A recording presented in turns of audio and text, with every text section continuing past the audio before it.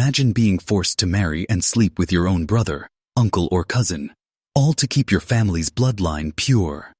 For centuries, royal families gambled with genetics, risking horrifying consequences to preserve their power. Twisted family trees, tragic children, mental collapse, and shocking secrets they never wanted the world to know. Today, we're diving into the shocking, tragic, and sometimes downright disturbing stories of history's most inbred women. And trust me, the woman at number 1 will leave you speechless. Kicking off our list at number 10, Isabella II of Spain. Reigning from 1833 to 1868, her name is practically synonymous with the devastating consequences of royal inbreeding. Born in 1830, even her birth as a girl was seen as a relief after her father's desperate quest for a male heir. But whispers about her delicate health and that of her sister began early. Why? Her very origin was tangled. She was born of a union between uncle and niece. To make the family tree even naughtier, her grandparents also doubled as her great-grandparents on the other side. Thrust into marriage at just 16 to her double second cousin, Isabella endured 11 pregnancies with only 5 children surviving infancy. And here's the scandalous twist. Historians widely believe none of those children were actually fathered by her husband, hinting at a deeply complex, likely unhappy marriage, possibly influenced by his suspected homosexuality. Her reign ultimately ended in failure with her loss of the throne.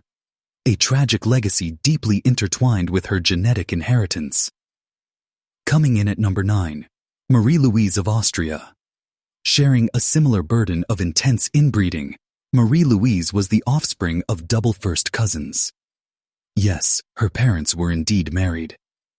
As the eldest of 12 children in a family defined by cousin marriages, tragedy was commonplace. Only 7 survived to adulthood.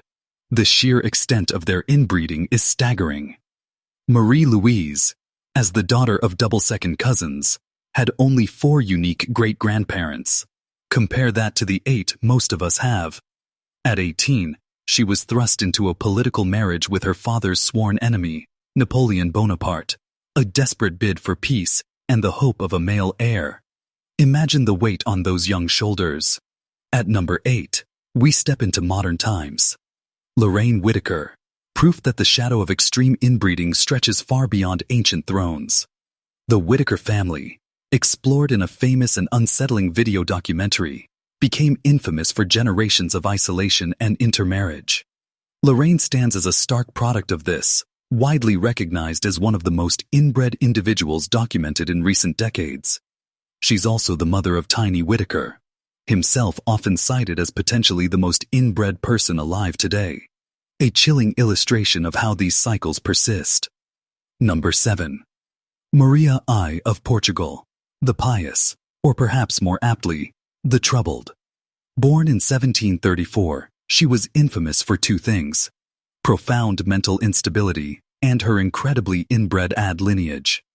Her parents, King Joseph I of Portugal and Maria Ana Victoria of Spain, continued a centuries-old tradition of intermarriage between the Iberian royal houses. They were the 16th such couple, but Maria sealed her own genetic fate. Facing pressure as the heir and desperate to preserve the Banza name, she made a staggering decision at 25. She married her own uncle. The consequences were brutal. Half of her children tragically succumbed to complications directly linked to their intense inbreeding. Number 6. Marie-Louise Elizabeth d'Oron. Her life reads like a Gothic tragedy fueled by dynastic pressure. Her very birth was controversial. Born from the deeply unhappy marriage of Philip II, Duke of Orléans, who was forced to wed his illegitimate cousin, daughter of Louis XIV. Marie-Louise, the eldest surviving child from this cousin union, had no escape. She was again forced into marriage, this time with her cousin, Prince Charles of Berry. Their union produced 3 infants, all dying tragically young. Was it the crushing weight of their shared bloodline? Or Marie-Louise's documented severe alcoholism, a coping mechanism reportedly begun at the shockingly young age of 14? Historians still debate the exact cause, but the outcome remains heartbreaking. At number 5, a less known but fascinating figure, Princess Alexia of Greece. Born in 1964, she and her 4 siblings represent one of the last royal marriages between a reigning king and a royal princess. But look closer at her parents, Queen Anne-Marie of Denmark and King Constantine II of Greece. They weren't just spouses, they were second cousins and third cousins, twice over. Digging deeper, both carried their own heavy burdens of inbreeding. Constantine had great-grandparents who were siblings, and a grandmother who was the sister of his great-grandfather.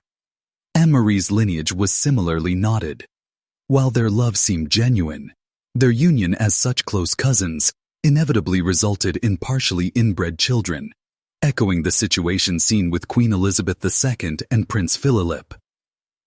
Prepare for number 4. Maria Antonia of Austria, the Habsburg no one talks about. While her uncle Charles II of Spain gets infamous fame as the most inbred Habsburg, Maria Antonia actually surpassed him. Her family tree isn't a tree. It's more like a dense tangled bush. Some might even say a circle.